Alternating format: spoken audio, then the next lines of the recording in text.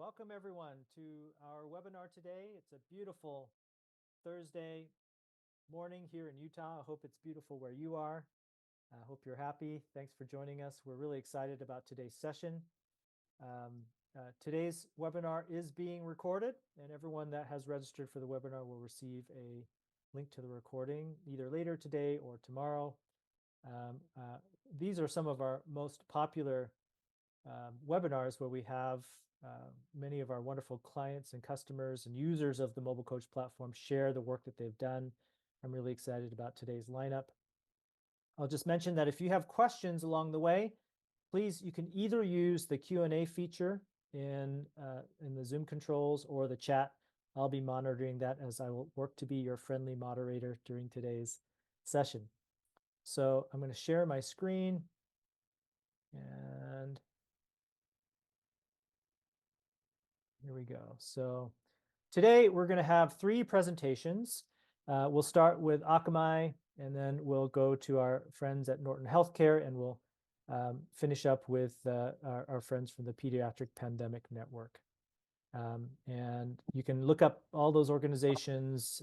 They're all very interesting, wonderful organizations doing really wonderful work. So I'd encourage you to check them out. And we're going to start with Akamai, and I'm going to turn the controls over to Nadim Mian.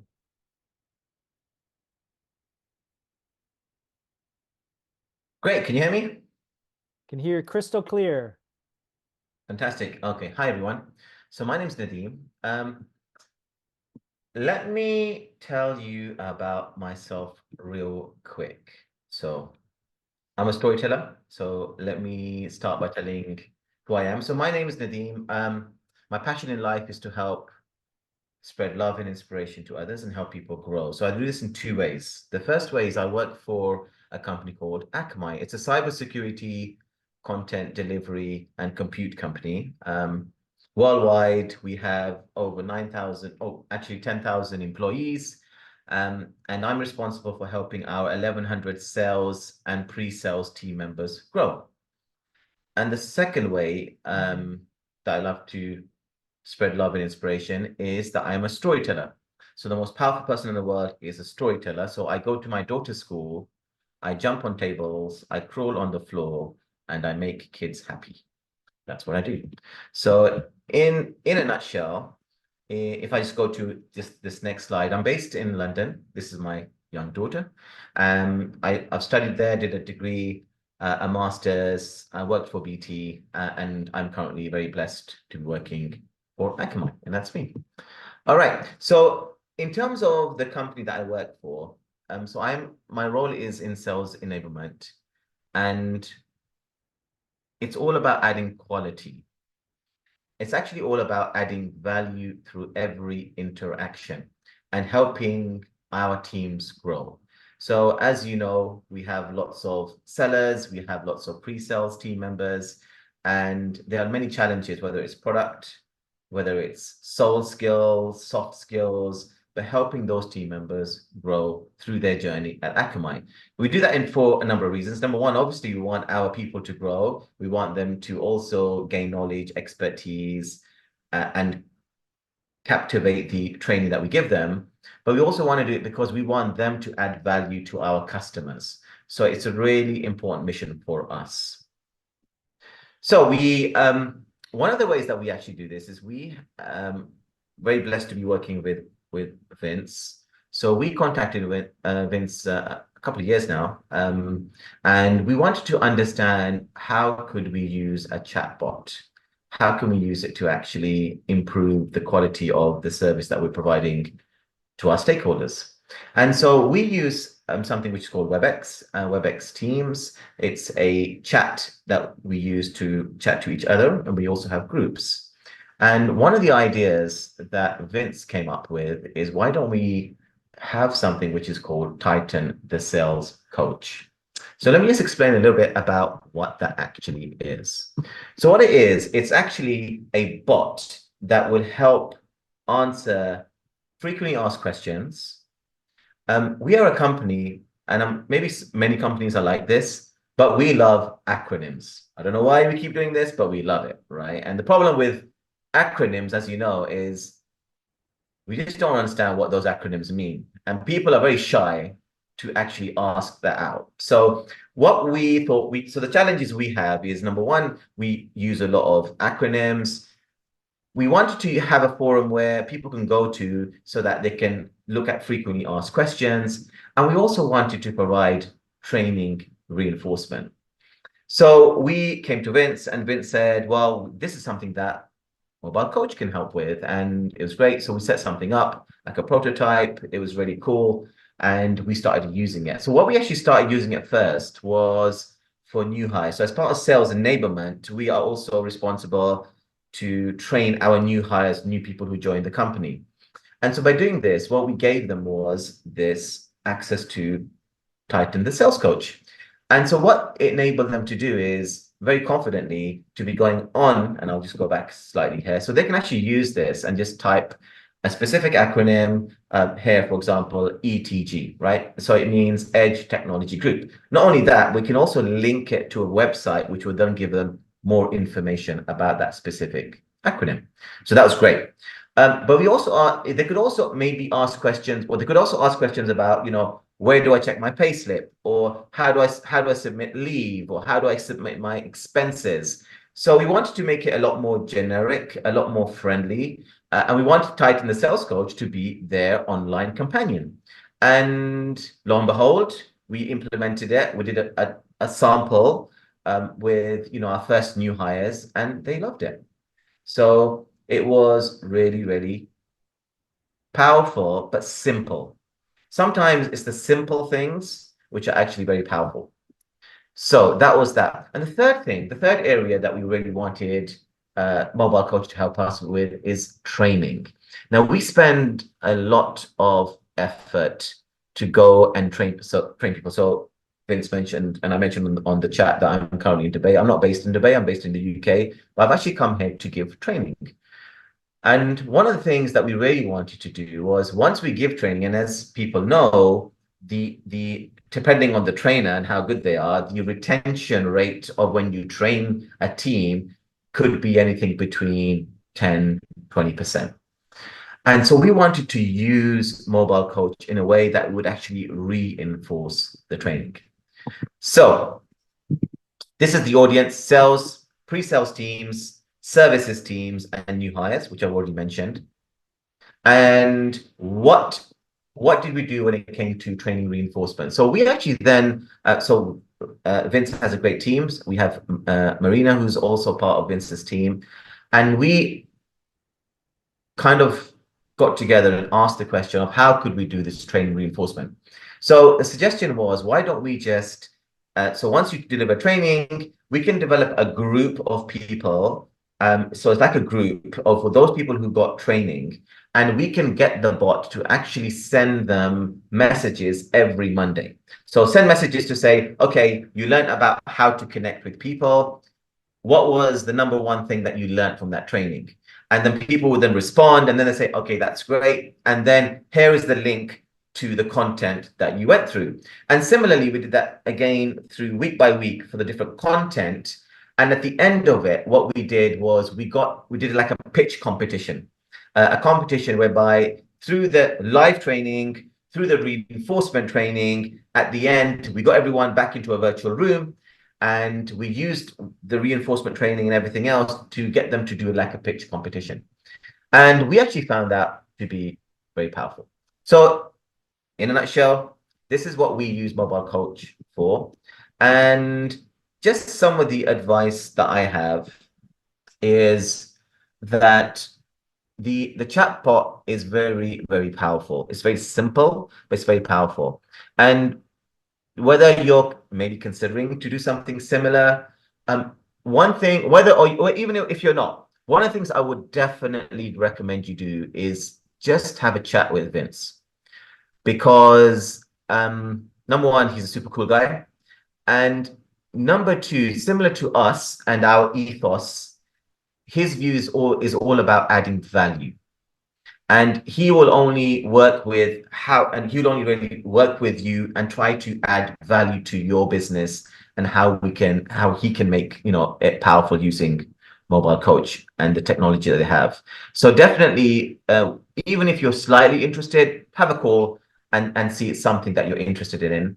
And the second thing is, even though we have this tool, the fundamental thing is that it's like data in, data out. So if you have really bad quality data, then the quality of the data that the bot will extract will also be bad. So, but in the nutshell, what we do now is we from our own side make sure that the data that is inputted with Marina into the database is of good quality. So again, if you are interested in going down this journey, which I would encourage, please to make sure that it's dependent on you and the quality of your data. And that is me. That's great. Vince. Thank you, Nadeem, and thank you for the kind words. I really appreciate that. That was very nice of you. I have a question for you, and then there was a question in the chat that we'll address. My question for you is on the training reinforcement piece of it. And tell us a little bit about how you wrote those messages. Was it difficult? Was it, tell us a little bit about, like, when you're sending those reminders about the training, was it a lot of content? Can you just describe a little bit about that process? So in terms of the training itself, when we deliver it live, that's where all the content is. And again, as I mentioned, after I spoke to Marina, the best suggestion was to keep it simple. And you want Titan, the sales coach or mobile coach, to send a message to say, look, you went through this particular training on connection. And it was just simply it's just thought provoking. So how this week or last week, how did you connect with someone differently based on the training that you learned?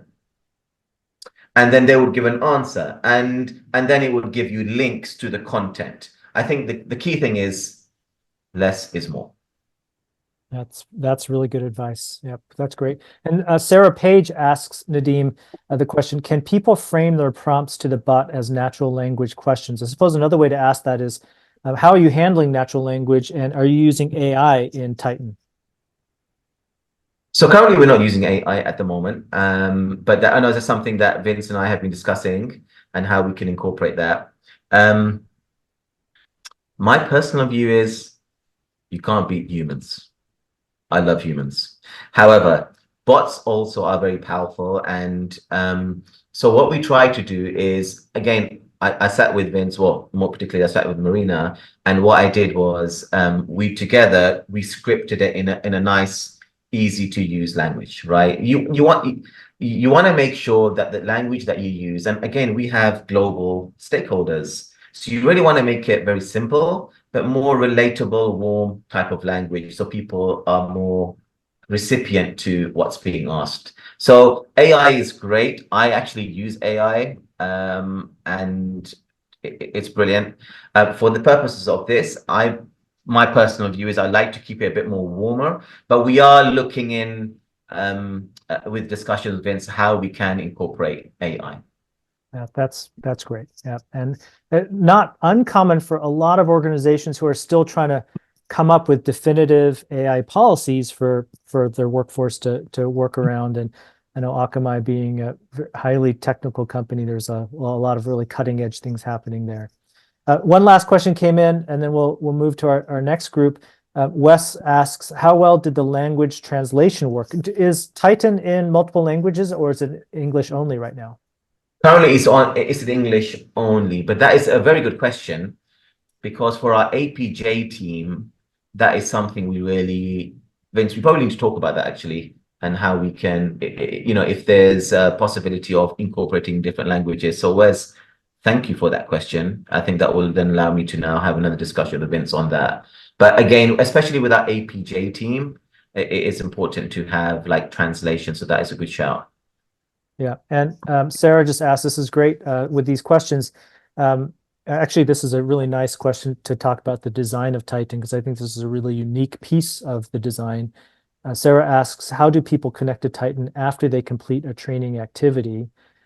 Because Titan, at its core, as Nadeem talked about, is primarily a chatbot for new hires as they go through and ask FAQs, can ask acronyms. So how did the training reinforcement piece and the onboarding of that piece happen in Titan? So the one thing that we did, again, because we have like a limited amount of licenses, Marina suggested what we do is we can like turn it on and turn it off. So we have, say, for example, a batch of 30 people. It starts the training, it starts the training reinforcement every week, say for up to 12 weeks. And then we can then complete the training by turning it off from the bot perspective. But then what we did personally is we then had like another virtual session to say, look, we've given you the live training. You've used Titan, the sales coach, who actually reinforced that. Now, what are the next steps for you? So it's like, as I said to you, right? You can't be humans, but it's a combination of using the bot and us. So we kind of start off from the human side of things, use mobile coach to then do the reinforcement, and you kind of then like sandwich it with another human touch.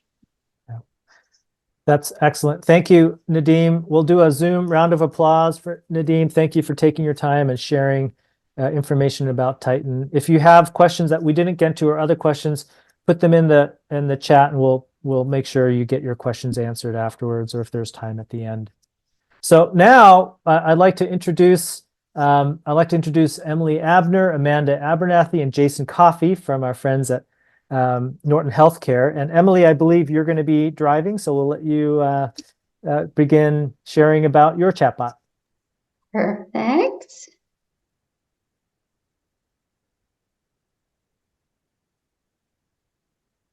Can you see my screen? It looks great. Perfect. So first off, hello, everyone. My name is Emily Abner. I'm an employee experience culture strategist with Norton Healthcare, and we are located in Louisville, Kentucky. And then I will let Amanda introduce herself, and she's going to get the presentation kicked off. Hi, I'm Amanda Abernathy, as Emily said, and I also am an employee experience culture strategist with Norton Healthcare. And Emily and I have the unique opportunity to be positioned in healthcare where we are not direct patient caregivers, but we get to support employees on their journey across multiple different job settings. So one of the main things that we get to do in our role is help our new hires as they are coming in to their role with Norton Healthcare. And one of the ways that we've been able to use Mobile Coach and plug in our chatbot is through that experience. So we've all been new employees at some point in our journey. We've all started a new job, and we can probably think back to that first day and maybe remember some jitters or maybe remember some feelings of anxious excitement. But with that, we recognize that as well with our new employees at Norton Healthcare. And so what we've set up and what you see here on the screen, we have an opportunity for our new employees to enroll in the chatbot even before they start. And what this can help do is allow them an opportunity to see a picture of the team they're going to be meeting. So we're able to send out a photo of some of the employee experience team members. We're able to send them our hype video so they get excited about the campus that they're going to be coming to for their onboarding. We are spread across multiple campuses within the city of Louisville and surrounding areas. So it can be overwhelming trying to pinpoint where am I going? What does that look like? And then we just kind of connect with them, let them know like, hey, there's an opportunity for you to sign up for your onboarding session. Do you have any questions? So we can engage them with the culture of Norton Healthcare even before day one. And as we all know, trying to figure out the when, the why, the how of when we share our culture, why we share our culture, how we share it is very important to that employee experience and helping them find that connection to their new organization. And for reference, Norton Healthcare is a very large and ever-growing healthcare organization. Like I said, it's situated in Louisville, Kentucky, but we have grown into Southern Indiana and into surrounding counties. We are at nearly 23,000 employees, multiple hospital campuses, over 300 medical offices. So our employees, after they are with us on day one, they spread out everywhere. So as you see in this other photo, the onboarding phase 1 photo, if they did not sign up for the chatbot prior to starting, they have an opportunity to then enroll in real time while they're with us in their onboarding. So what you see on the screen is we put the phone number up there. We tell them what to text to that number so they can enroll there. So then that allows our team to stay connected and stay engaged with them as they spread out into other training facilities and into their roles and into their hospitals. So for reference as well, with Norton Healthcare being at almost 23,000 employees, that keeps us busy. So last year in 2023, we welcomed 5,477 new employees. And so far this year in 2024, through the end of April, we've welcomed 1,883. So as you can see from those numbers, we are ever growing, ever changing, but the one constant that they can lean to is knowing that we have that connection with them through this chatbot. So Emily's going to share a little bit more about the details of what happens once they've signed up. Yeah, so just to touch on kind of what Amanda already talked through, we knew that our window of time to talk to new employees on day 1 was short. And we also knew that employees could only retain so much information. So that really is what led us to our phase 1 and our phase 3 chatbots. We really wanted to create an alternate way to give new employees an elevated experience. We wanted to make sure that we are always engaging with our frontline employees, so really focusing in on that 80%. And we really wanted to make sure that we are truly staying connected through that first year with our new employees. So what exactly does our chatbot do? Our chatbot allows us to meet employees where they are, hopefully before questions arise, and also helps us send out important information and reminders when they are more relevant.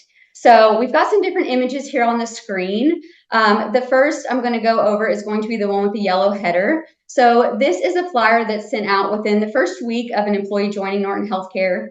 It just gives more information on different future communications that the employee can expect. And it also gives our social media platforms as well in case the employee wants to connect through those.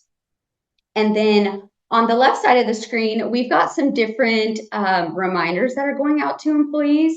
So the first one is going to be a retirement reminder. So this notification is letting employees know that their retirement contributions are about to begin and they'll come out of their next paycheck. So that happens on the 45th day for the employee. So we send that text message out on the 40th day. And then the next photo is one of our goals. So new employees are required to complete Norton Healthcare goals within their first 90 days. So we do like to send this text message out within the first 2 months, just to let the employee know that they are needing to go in and complete those. And then the last image on this screen, this really just shows our 1-month checklist. So this goes out within that first month, and it just allows the employee to make sure that they're on track for what's ahead. And then moving to the next slide. So this next slide really focuses on our phase 3 chatbot. So we do have a phased approach to onboarding, phase 1, 2, and 3. Phase 3 really focuses on the employee and their purpose at Norton Healthcare. So here is where we use the chatbot as a tool for well-being, for development, and also growth.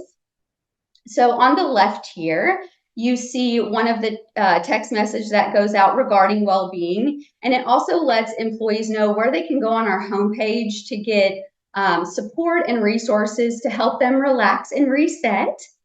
And then this middle image, this shows really how we tailor those messages that go out. So this allows the employee to choose what information they're going to receive. So they can choose from personal growth, professional growth, or both.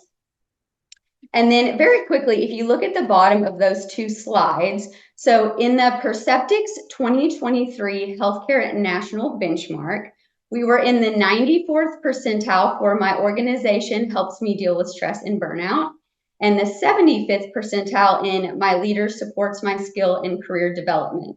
So we believe that our chatbots have assisted with such favorable marks here.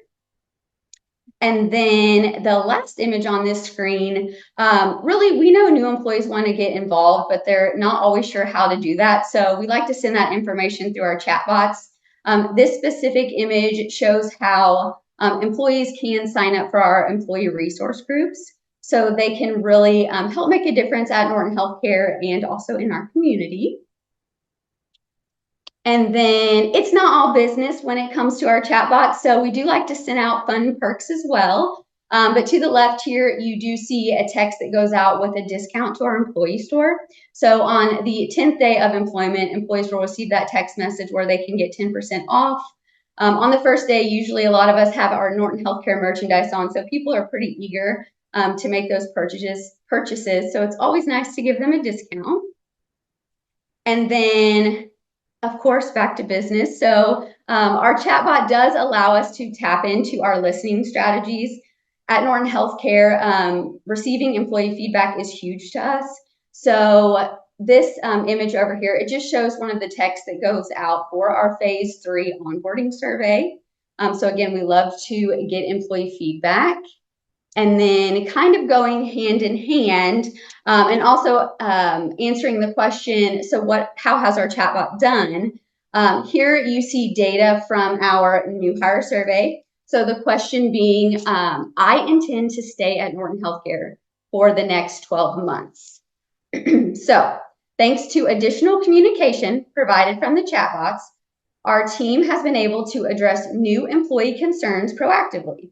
This has been reflected in our new hire survey scores, and we have seen improvement in both 12 and 18-month intent to stay survey scores. Despite a decrease in the 6-month new hire survey intent to stay scores, which may be attributed to the current job market following the pandemic. So moving ahead, the chatbots have not only helped us and impacted with intent to stay, but it has also helped with our first-year turnover, and we've really used our chatbot as a tool to help with retention. So following our 2023 turnover scores, Norton Healthcare now exceeds the 75th percentile against national benchmarks in first-year turnover and all turnover, which is really awesome. And then the graph below, that just really shows that once a new employee opts in to stay connected through our chatbots, they very rarely opt out. So we know that we are able to have that employee fully engaged through that first year. And we really do think these chatbots have helped us have such favorable survey scores and benchmarks. And that's our chatbots here at Norton Healthcare. That's amazing. Thank you, Emily and Amanda. There are a couple questions for you. Okay. The first is, since the chatbot use is voluntary, have you encountered any problem with employees not engaging or missing a lot of these wonderful communications and follow-ups? I know. Oh, go ahead, Amanda. Oh, I was going to say, I think something that Emily mentioned is that we do have that phased approach to onboarding. So there are multiple checkpoints throughout the first year where we are seeing them back in person. So their first day is what we call phase 1. Then about 30 to 60 days after that, they do what's called phase 2, and that's more at the facility level. So they get to know their facility leadership, more of the ins and outs of some of the unique identities of what their specific job role holds. So there's opportunities there. They touch on some of these same resources through phase 2. And then, as Emily mentioned, the chatbot reappears as another option with phase 3 of onboarding. And phase 3 really focuses on employee experience, being their purpose, leaning into the why behind why they're doing what they're doing. We really get the opportunity to dive further into some of the resources that we introduce on day 1, such as our workforce development, our opportunities to grow within the organization. So we are hitting on those touch points again throughout their first year. They also receive emails. So retirement sends emails, benefits does email. But what we've learned is that we are actively trying to engage with what we call the 80%, which is those employees who are not at desks and may not be at computers all day. So they're not seeing their emails. They're not engaging with our internal website. So the text option is very beneficial for them. So yes, to answer your question, they are presented the opportunity to learn this material at other times, but they are missing out on some of those fun perks like Emily mentioned, as far as the discount to the in-store and other things like that. So this might be a little bit of a related question, but is the survey that Emily showed, is that delivered via the bot only, or are there other channels where you survey these people to? There are other channels as well. So those are sent through email as well as through our chatbot. Yeah, got it. Okay. And then Chris asks in the chat, could you share who you are sharing your impact measures with? How far in the leadership team is this these results being visible to? This is going all the way up to senior leadership and disseminated out. So we collect employee voice at multiple points throughout their first couple of years, but then on an annual basis, we have surveys. We do pulse surveys. So we are actively engaging in the employee voice and learning where people are within the organization and kind of keeping an idea of what's going on in our culture.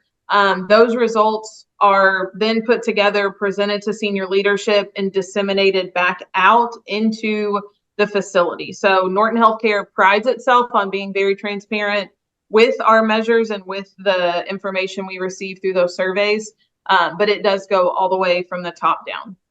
Great. And the last question for you, and then we'll move to our last group. So the last question for you is that you mentioned you use this as part of the new employee orientation. Does this include clinical frontline staff as well?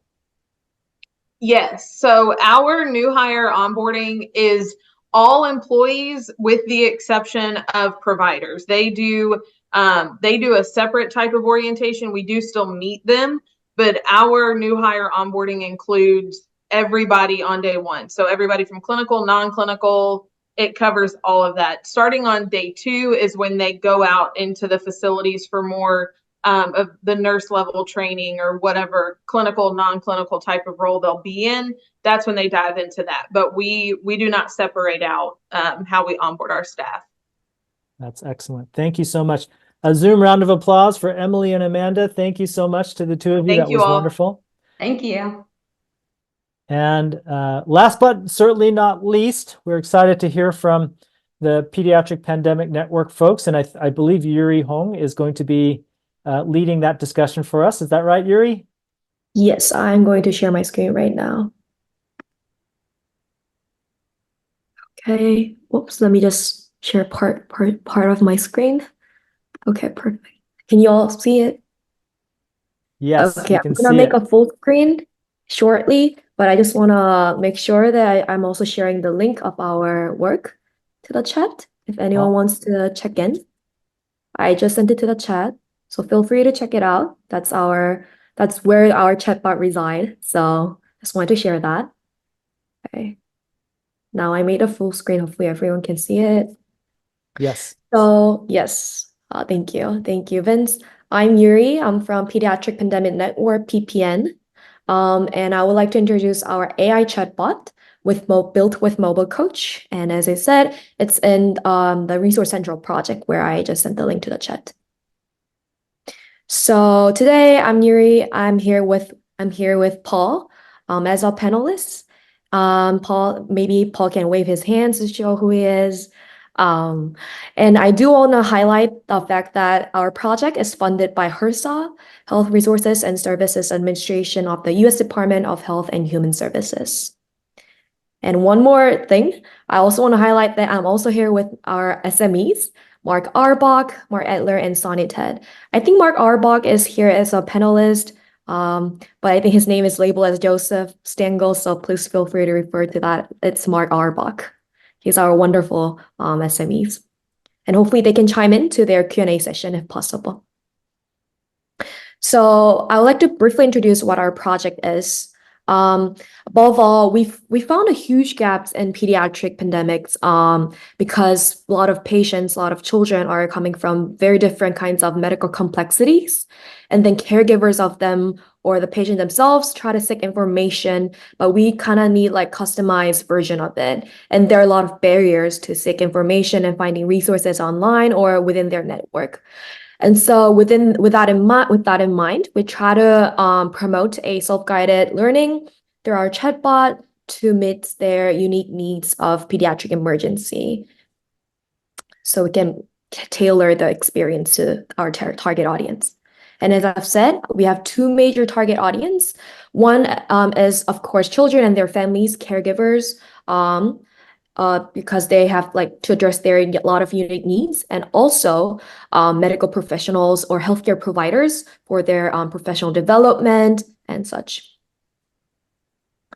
Before I demo, I want to highlight one thing. So right now, just like a lot of chatbot on ChatGPT or any other large language model, it has a limitation that they oftentimes lacks accuracy, recency, transparency, and such because they scrapes any information online. But our chatbot built with Mobile Coach ensures these issues because we only retrieve information from the SME approved resources, which is all in Resource Central, the link that I shared to the chat. And so we ensure the accuracy, transparency, and recency because we keep updating the database of the resources. And this will definitely hopefully decrease the cognitive burden of healthcare professionals or caregivers when they seek information. So I would say that's the forte of our chatbot. So now I would like to demo our chatbot. So if I click to this, I actually prepared a question right down here. So today I would like to answer question, how can I navigate my vaccine hesitancy? Because it's been an issue during COVID outbreak, and I would like to ask it to the chatbot. And I just want to I just want to mention one more time that this chatbot will be located right down below here. Right now, this is our production link, so it's not like here yet, but we will release by this summer. And in our staging link, we do have chatbot integrating. So we're like pilot testing right now. So let me ask this question to the chatbot. While we're waiting, I just want to highlight that the chatbot will retrieve information from our Resource Central, and it will provide the URL at the very bottom. And the URL is a direct source to the chatbot. Sometimes it doesn't generate answers, so I'm just gonna maybe ask different question. How can I perhaps navigate the headache of my children? Okay, I'm just gonna ask different questions. Because we don't have like many vaccine related resources to our resources to the Resource Central, and parent doesn't have answer for that. But for the headache one, let's check. Let's wait for a minute. And also, meanwhile, while the chatbot is generating answer, it also provides 3 suggested questions after it generates answer, so that when there's like no resources or when there's like when you have follow-up questions, you can just click and then ask a follow-up question, just like this. But so for the headache one, it generates an answer, and as I've said, it also provides a link URL to the Resource Central, the direct source, so you can hop onto the link directly and view what it says. And also, as I've said, 3 suggested questions. So if you just click one of them, you can ask the follow-up questions to navigate your inquiries more constructively. So that was a demo. And lastly, I want to share some reflection. Hey, Yuri.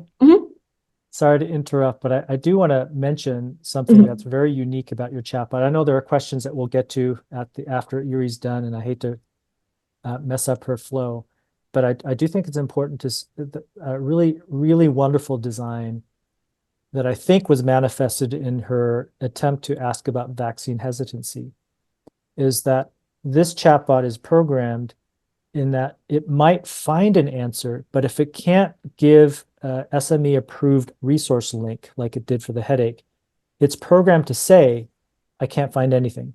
And that's to ensure that any information that is given to the user is SME approved.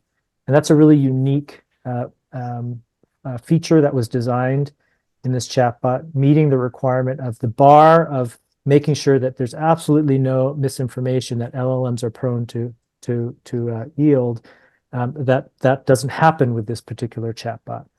And I think that's a really important point to point out. Now, there's some questions about how this is built in the chat, and we'll get to those after Yuri's done with her slides, but I wanted to just mention that. Thank you so much for your additional support, Vince. Yes, definitely, we want to combat misinformation online, and we want to guarantee the transparency of our resources database. So yeah, that was a great explanation. And so lastly, I want to share my reflection. The things that I've learned throughout this process was that when there's no resources, we do have design breakthrough for it. So suggested questions was one of it. And of course, I got to learn tons about mobile coach dashboard management. And through it, I was able to strategically develop chatbot. But there are some things to work on. So right now we do have our knowledge base, but we have to manually update it. And that's been somewhat a hassle for our team. And so we are right now working on API integration. That way we can decrease the human effort and automate the process so that whenever we put more resources to our resource central, we can update a database automatically.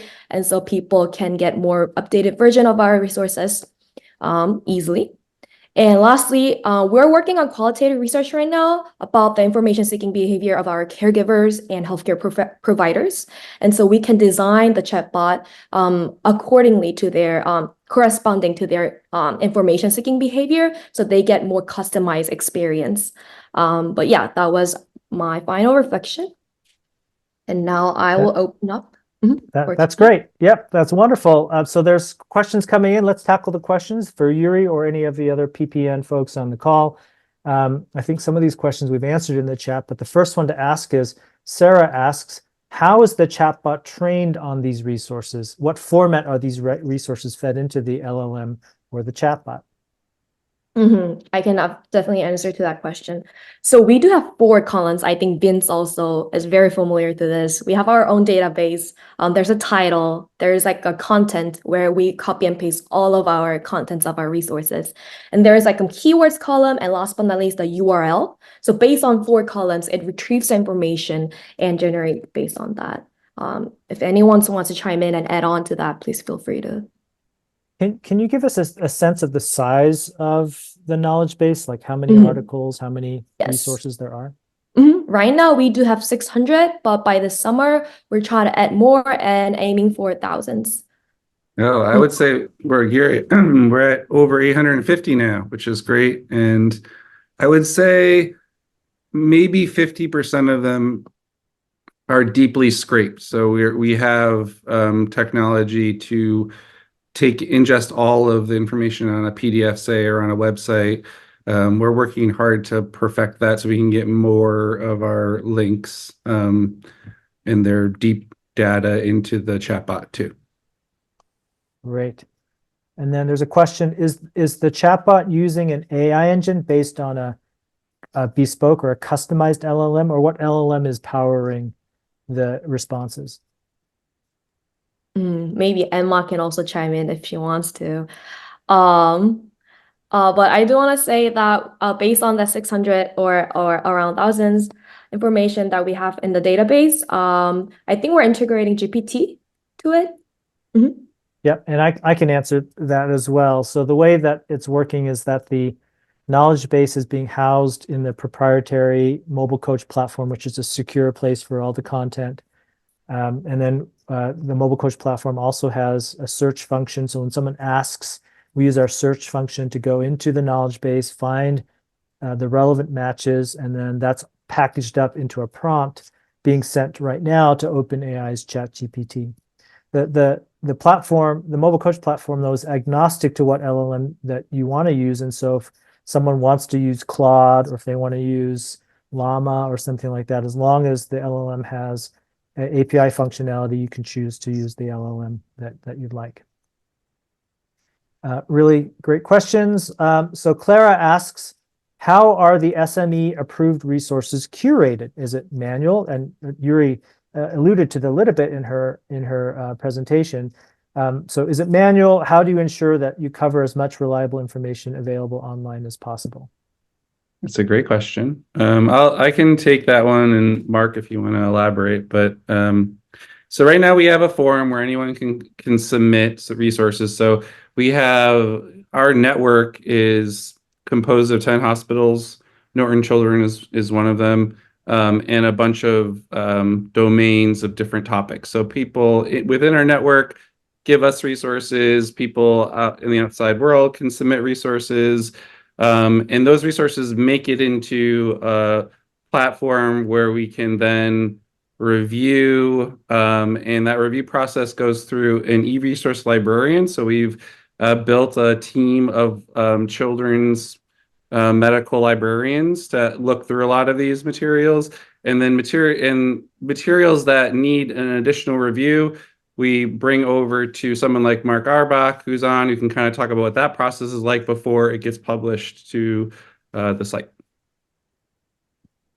Yeah. So I'll briefly comment, Paul. I think that for those that are not in the pediatric space, much more funding efforts go to sharing knowledge and best practices in adult medicine, and pediatrics is typically underfunded and oftentimes doesn't have the depth of research, and particularly in pediatric disaster and pandemic preparedness, that's a challenge.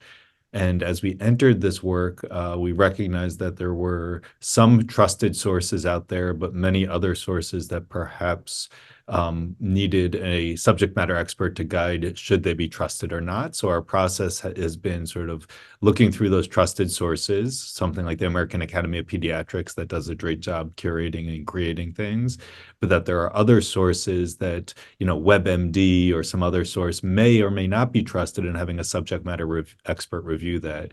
I think that the challenge here is, and Vince brought this up, is what is a large language model when we were talking to him? How do we scale our processes and efficiencies? I would say, Paul, to do you justice, we are getting more efficient each week, each month with this, but our goal is really tens of thousands, if not hundreds of thousands of resources, so that families and healthcare providers can use this, both this database as well as this chatbot, to ensure that they're getting the most robust information. Yeah, thank you. That's really great follow-on information. Sarah asks what chatbot software you are using. Maybe I'll take the technical question here. So it's built and maintained on the Mobile Coach platform, where the Mobile Coach platform's being used to generate all the rules and manage the knowledge base, and then creating the very specific instructions for ChatGPT to bring back the prompt. And again, as I mentioned earlier, it's also being used to intercept the LLM's response, and then make sure that that there's a resource that it can, a specific resource that it can reference for the user. And Wes, I see that you're kind of struggling getting some answers. This still is in QA; it's not quite in production. But most likely, what's happening is that if we can't find the exact reference to point to, then it's going to say that it doesn't have an answer for you.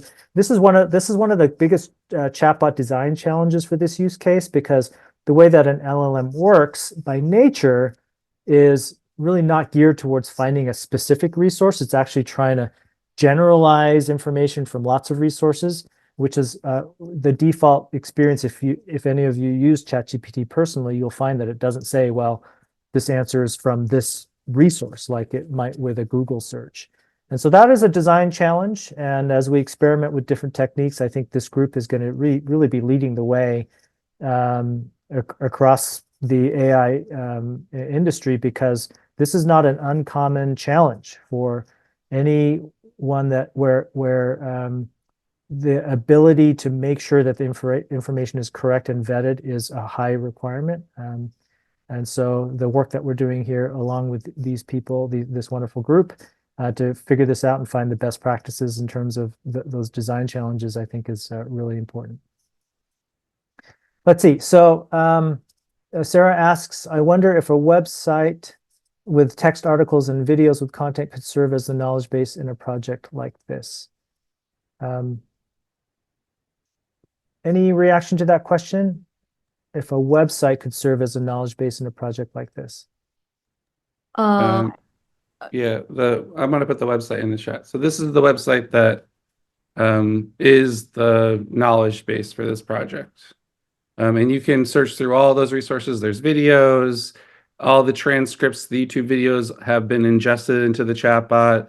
There's documents.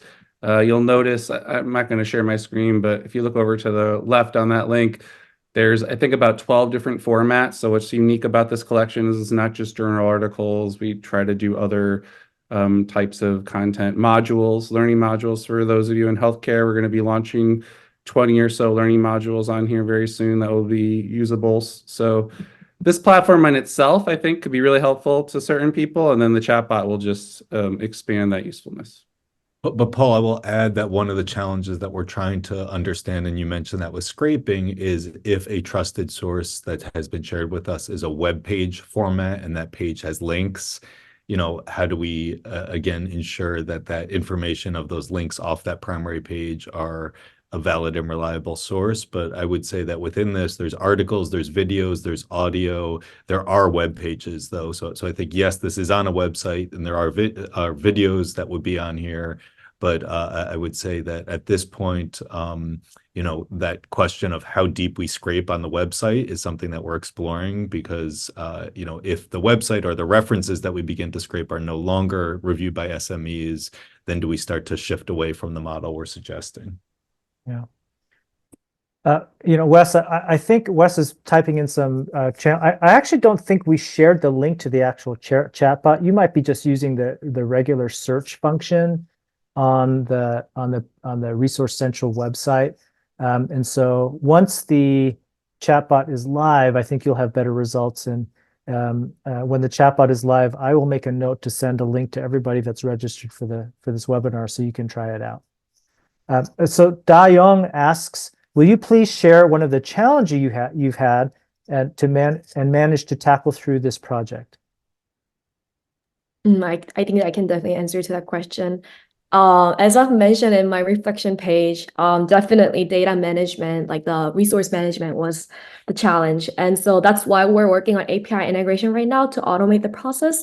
But it's been because deep search doesn't work perfectly at this point. Yes, it does work very fine. But when there's like multiple layers of URL within one URL primary resource, it's hard to deep search from due to like sometimes technical difficulties. So deep search and the data management has been the biggest challenges. If Paul or Dr. Arbach adds on to that.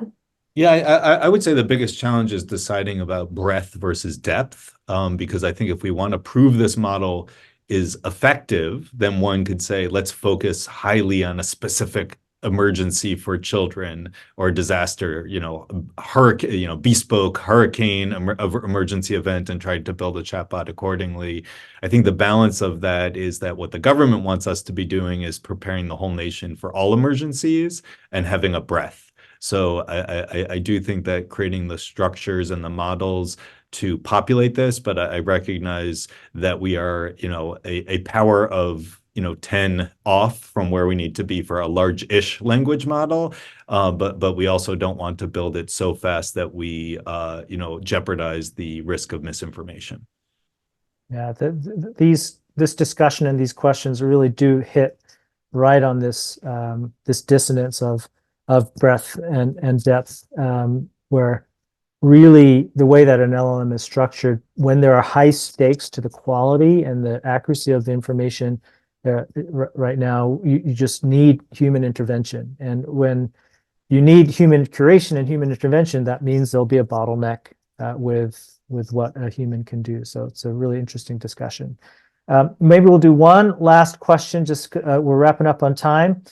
Sarah asks, can you explain the relationship between the website knowledge base and the knowledge base with the 4 columns in Mobile Coach? How are they each used? So I'll take a stab at the technical question, and then Paul and Yuri, feel free to chime in. So the knowledge base hosted in Mobile Coach is where you maintain. It's important because an important factor of hosting the the knowledge base in Mobile Coach is that it is in a secure environment that's not accessible to the public. And then what's happening is that we want to have the LLM really function as a natural language processing engine, which it does really well, and not be the final arbiter on the content selection. So what's happening is when a user asks a question that stays within the mobile coach, this all happens in a split second, of course. It's using a search function, a traditional search function, to go through, match the question with all those 600, 850 articles in the knowledge base, come up with an unstructured triage of here's a bunch of content that matches, and then sending that subset to an LLM with very specific instructions on what to do with it, to parse it, to make sense of it, to find the resources for it, including saying, hey, in this column, here's the link to the main resource, the article where the answer resides. It formats it and brings it back. And when it brings it back, we scrub it to make sure that it's meeting certain quality requirements of the response that we're looking for. And if it does, then we send that along formatted to the user. So hopefully that's helpful. If anyone's interested in actually what that looks like functionally on Mobile Coach, please feel free to reach out to me and we'd happy to show you a demo of what that functioning looks like. And any other final questions? All right. Well, thank you to our wonderful panelists. And it's just it's a really fun and rewarding time to all three of those. They're all doing very innovative things with how to engage their audience. They all have a vested interest in closing a knowledge gap or fostering a skills or having people acclimate to a new work environment. And it's just been really rewarding working with all three of these groups. So thank you, Vince, everybody. can I just say one closing thing, Vince, if you don't mind? Of course. Yeah, just to close off, I mean, if you are thinking of using Mobile Coach, I would definitely reach out to Vince just to give you some kind of ideas. So you may be in a situation that you don't even know how you could use it as well. So please feel free to reach out to Vince. He's a cool guy. Thank you so much, Nadeem. I really appreciate it. And I appreciate all of you. Everyone will be getting a link to the recording, so feel free to reach out to this. And I think I'm safe to speak for everyone, all the panelists. If you've got specific questions for them, feel free to reach out to them. We'll share their information in the follow-up email. Thank you all for joining. Hope everyone has a wonderful rest of the day. Bye, everybody.